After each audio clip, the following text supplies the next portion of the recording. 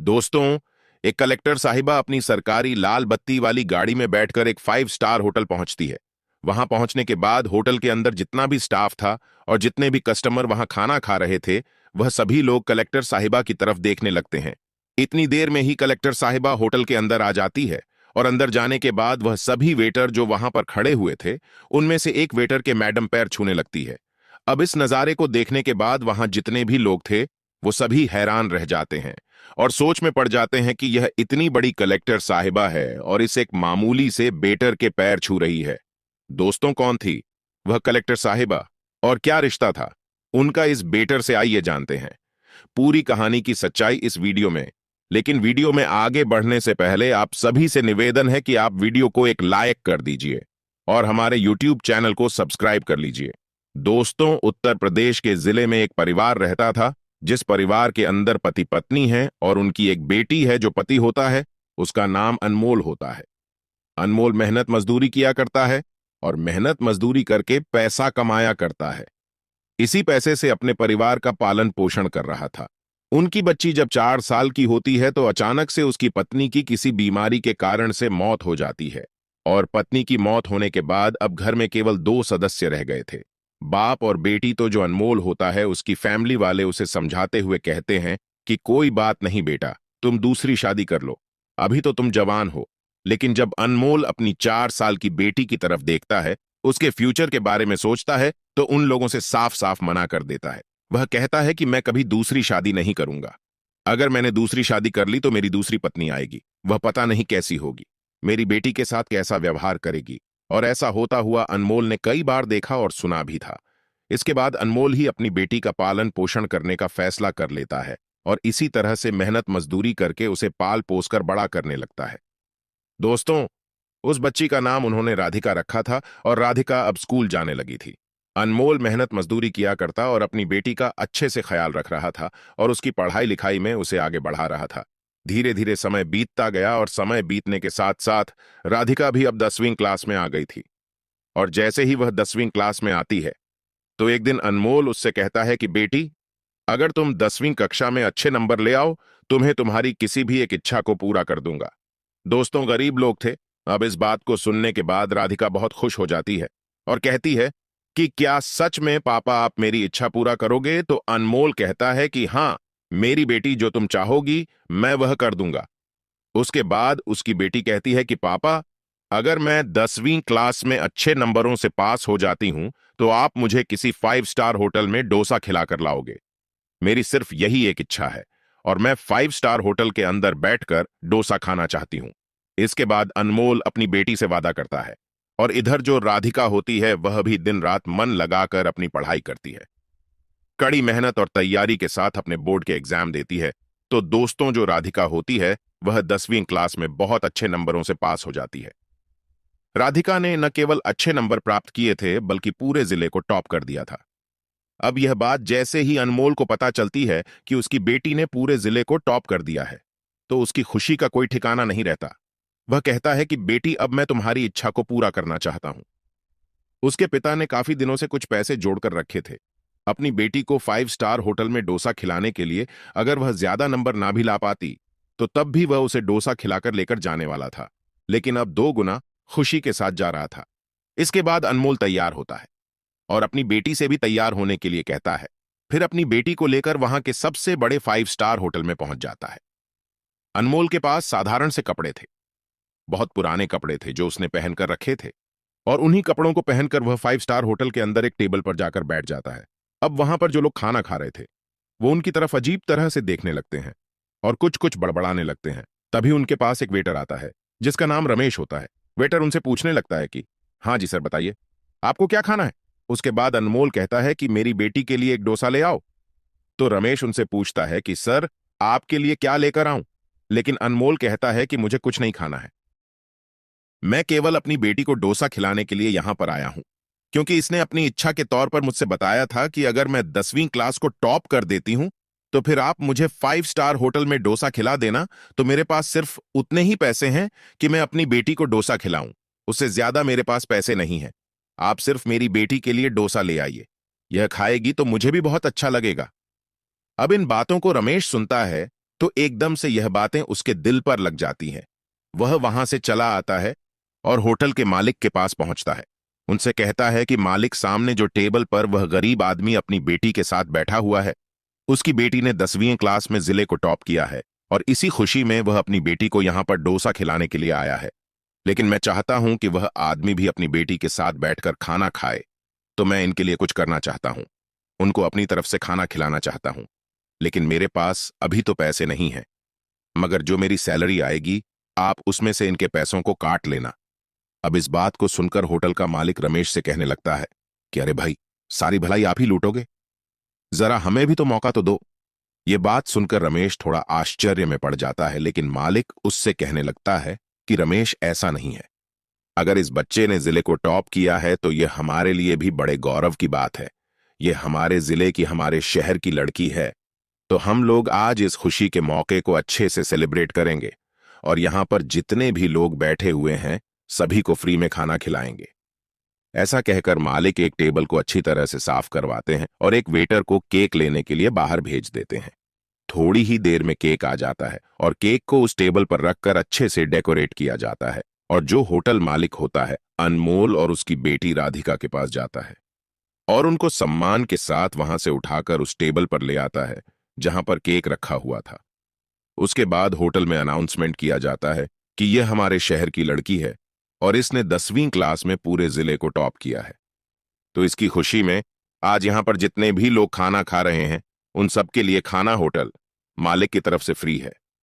ऐसा कहकर उस लड़की से केक कटवाया जाता है और उन्हें अच्छा अच्छा खाना खिलाया जाता है। अब इन सभी चीजों को देखने के बाद अनमोल हैरान रह जाता है और परेशान भी हो रहा था। वह सोच रहा था कि कहीं ऐसा तो नहीं है कि होटल मालिक बाद में उससे पैसे मांगने लगे, क्योंकि उसके पास केवल इतने ही पैसे थे कि वह अपनी बेटी को एक डोसा खिलवा सके। तो वह वेटर से कहने लगता है कि अरे भाई, इतने पैसे मेरे पास नहीं है और देखो मैं कुछ भी नहीं खाऊंगा। लेकिन वेटर उन्हें बताता है कि जो होटल के मालिक हैं उन्हें मैंने इस बात के बारे में बताया था और उन्होंने ही यह सब कुछ अरेंजमेंट कराया है और कहा है कि अगर हमारे शहर की लड़की ने जिले को टॉप किया है तो उनकी तरफ से यह पार्टी तो बनती है। इसके बाद होटल मालिक भी वहां पर आ जाता है और वह भी पूरी बात अनमोल को बता देता है।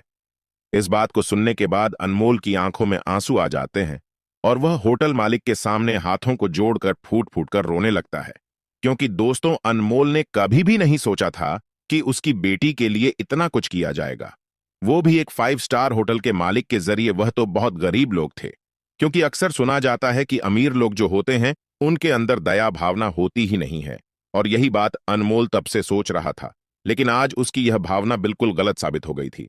अब अनमोल अपनी बेटी के साथ वहां पर खाना खाता है और होटल मालिक अपनी तरफ से ढेर सारी मिठाइयां उन्हें दे देता है। कहता है कि बिटिया ने टॉप किया है तो इन मिठाइयों को जाकर अपने मोहल्ले में बांट देना, ताकि सभी लोगों को पता चल सके कि उनके मोहल्ले की लड़की ने कितना बड़ा काम किया है। अब इन सभी चीजों को देखकर राधिका के ऊपर बहुत ही गहरा प्रभाव पड़ता है। वह सोचती है कि मैंने थोड़ी बहुत मेहनत की और मेहनत करने के बाद जैसे ही मैंने जिले को टॉप किया तो उसके बाद सभी लोग उसका मान सम्मान कर रहे हैं और उसकी तरफ सम्मान की दृष्टि से देख रहे हैं। फिर वह होटल मालिक और होटल के वेटर की तरफ देखती है तो उन्हें देखकर उसकी आंखें भी छलकने लगती हैं। लेकिन दोस्तों, राधिका जैसे तैसे करके अपने आप को संभालती है और फिर अपने पापा के साथ अपने घर चली आती है। घर आने के बाद वह पूरे मोहल्ले में उन मिठाइयों को बांटते हैं। सभी लोग राधिका को बड़ा मान सम्मान देते हैं, उसके पापा की वाह वाह करते हैं। इसके बाद राधिका अपने मन ही मन में सोचती है कि यह जो कुछ भी आज हमारे साथ हुआ है यह मेरी पढ़ाई की बदौलत ही हुआ है। मैं और भी अच्छी तरह से पढ़ाई करूंगी और एक अच्छे से मुकाम को हासिल करूंगी। मैं उसके दिमाग में होटल मालिक और उस वेटर की छवि भी घूम रही थी जिन्होंने आज उसके लिए इतना कुछ किया था। धीरे धीरे समय बीतता गया और समय के साथ साथ राधिका अपनी पढ़ाई लिखाई को जारी करती है।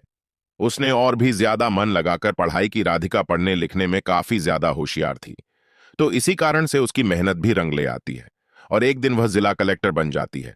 अब जैसे ही वह कलेक्टर बनती है तो फिर अपने पापा के पास फोन करती है और उन्हें बताती है कि पापा, आपकी बेटी जिला कलेक्टर बन गई है। इस बात को सुनकर उसके पापा खुशी से झूम उठते हैं, जिस तरह से वह जब खुश हुए थे जब उसने 10वीं क्लास को पूरे जिले में टॉप किया था। फिर अनमोल कहता है कि बेटी, यह तो बहुत ही अच्छी बात है, अब तुम बताओ, तुम्हें क्या चाहिए? इस बात को सुनने के बाद राधिका को पुरानी वह सब बातें याद आ जाती हैं, जो बातें उसके साथ 10वीं क्लास पास करने के बाद हुई थीं, जब उसको एक होटल में ले जाया गया था और वहां के मालिक और वेटर ने उनका बड़े ही अच्छे से स्वागत किया था। और अब यह बात उसके दिमाग में आ गई थी, तो फिर वह सोचती है कि चलो ठीक है, मैं जिला कलेक्टर तो बन ही गई हूं, लेकिन एक बार मुझे उन होटल के मालिक और वेटर से जरूर मिलना है, क्योंकि आज जो कुछ भी राधिका बनी थी वह उन्हीं की बदौलत थी। अगर वो लोग उसका हौसला ना बढ़ाते तो शायद राधिका अपनी पढ़ाई में इतनी मेहनत नहीं करती और इस मुकाम को भी हासिल ना कर पाती। धीरे धीरे समय बीतता गया और उसकी ट्रेनिंग भी कंप्लीट हो जाती है और फिर उसकी पोस्टिंग एक शहर में हो जाती है।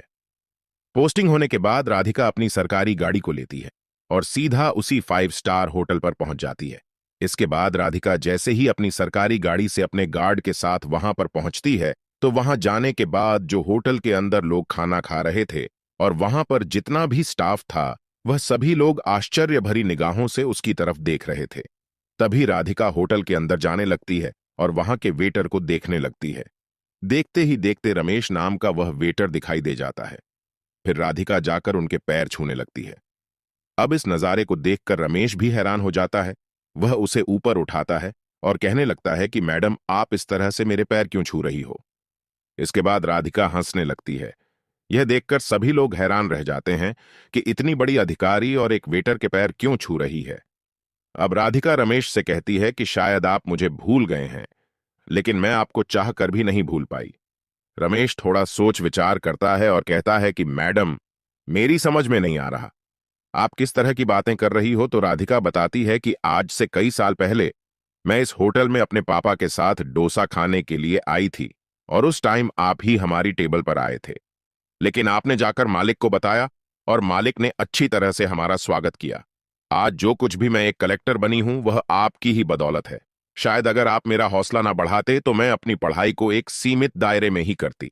इस बात को सुनने के बाद रमेश को सारी बातें याद आ जाती हैं और वह भी राधिका को पहचानने लगता है। कहता है कि अच्छा हुआ बेटी, जो तुम कलेक्टर बन गई। हमने कभी सोचा भी नहीं था कि तुम कलेक्टर बनने के बाद भी यहां पर हमारे पास इस तरह से आओगी। और इस पूरी बात को सुनकर वहां पर जितने भी लोग थे सभी हैरान हो जाते हैं कि एक लड़की कलेक्टर बनने के बाद भी यहां पर आई है और उस व्यक्ति के पैर छुए जिसने कभी 10वीं क्लास में उसका इस तरह से स्वागत करके बधाई दिलाई थी। अब राधिका रमेश जी से होटल के मालिक को बुलाने के लिए कहती है, तो रमेश एकदम से मायूस हो जाता है और कहता है कि बेटी, जो इस होटल के मालिक थे उन्होंने होटल बेच दिया है। तो राधिका उनसे पूछती है कि ऐसा क्या हुआ जो उन्हें यह होटल बेचना पड़ा। तो रमेश उस होटल मालिक की पूरी कहानी उसे बताता है। वह बताता है कि उनकी पत्नी को कोई बीमारी हो गई थी और बीमारी के चलते उन्होंने पहले तो अपने घर को बेचा और घर के बाद जितनी भी उनकी जमीन जायदाद थी, सारी जमीन जायदाद अपनी पत्नी के इलाज में बेचकर लगा दी थी। लेकिन इसके बावजूद भी उनकी पत्नी की तबीयत ठीक न हो पाई और उनकी मौत हो जाती है। पत्नी की मौत का सदमा उन्हें बहुत गहरा लगता है और इसी कारण से वह शराब पीने लगते हैं और शराब पीकर इधर उधर घूमा करते हैं। उनके परिवार में और कोई तो था नहीं, उनकी कोई संतान भी नहीं थी और वह ऐसे ही इधर उधर घूमा करते थे। तो एक दिन मुझे वह ऐसे ही घूमते हुए मिल जाते हैं और उसके बाद मैंने उन्हें अपने घर पर रख लिया है। मैं वहीं पर उनको रखकर उनकी सेवा किया करता हूं। इस बात को सुनकर राधिका को बड़ा ही दुख पहुंचता है और उसकी आंखों से आंसू छलकने लगते हैं। इसके बाद राधिका रमेश जी को अपनी गाड़ी में बिठाती है और उनके घर पर जाने के लिए अपनी कार को लेकर वहां के लिए निकल जाती है।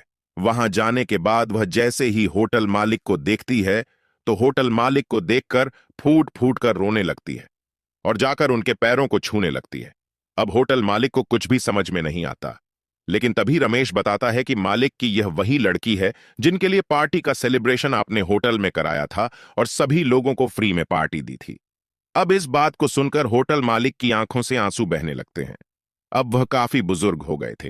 राधिका उन होटल मालिक को सहारा देती है और कहती है कि कोई बात नहीं, जो आपके साथ हुआ वह बहुत ही बुरा हुआ, लेकिन होनी को कौन टाल सकता है। इसके बाद राधिका उन होटल मालिक को लेकर अपने घर चली आती है और वहां पर अपने पापा के साथ उन्हें रखने लगती है। पापा भी जैसे होटल मालिक की यह दुख भरी बात सुनते हैं तो उन्हें भी इस बात का बहुत दुख पहुंचता है, क्योंकि होटल मालिक असलियत में एक ईमानदार आदमी था। और उनके साथ ऐसा हो गया था जो शायद किसी बेईमान आदमी के साथ भी ना हो। अब राधिका उनकी बहुत अच्छे से सेवा करती है। होटल का जो वेटर था, उससे भी उन्होंने बोल दिया था कि आपको जिंदगी में कभी भी किसी चीज की कोई भी जरूरत हो तो आप बेझिझक मुझसे मांग सकते हो। इसके बाद राधिका अपना कार्यभार संभालने लगती है और धीरे धीरे राधिका की उम्र भी अब शादी की हो जाती है। अब राधिका की शादी एक लड़के से हो जाती है, लेकिन शादी से पहले राधिका ने उस लड़के से कह दिया था कि मेरे दो पिता हैं और दोनों पिता मेरे ही साथ रहेंगे और उनकी भी सेवा तुम्हें करनी होगी। इस बात को उसका पति भी मान जाता है और राधिका के पिता और होटल के मालिक को अपने साथ ही ले आता है और वहीं पर उनकी सेवा करने लगता है। जब राधिका के पति को यह बात पता चलती है कि यह दूसरा पिता किस वजह से इनके साथ है, तो उसके बाद राधिका का पति भी उनका बहुत ज्यादा और भी ज्यादा मान सम्मान करने लगता है और उनको बहुत ही ज्यादा सम्मान दिया करता है। तो दोस्तों, ये थी आज की कहानी एक लड़की की जिसने 10वीं क्लास में जिला टॉप किया और उसके बाद एक सेलिब्रेशन ने उसकी जिंदगी ही बदल कर रख दी। वह एक जिला कलेक्टर बन गई और जिला कलेक्टर बनने के बाद उसने कुछ ऐसा कर दिखाया जो शायद किसी ने सपने में भी नहीं सोचा था। आप क्या कहना चाहोगे राधिका के बारे में? आप क्या कहना चाहते हो अनमोल जी के बारे में? आपकी जो भी राय है कमेंट बॉक्स में, उन होटल के मालिक के बारे में भी आपकी जो भी राय हो कमेंट सेक्शन में लिखकर बता सकते हो। अगर कहानी आपको जरा भी पसंद आई हो तो प्लीज हमारे यूट्यूब चैनल को सब्सक्राइब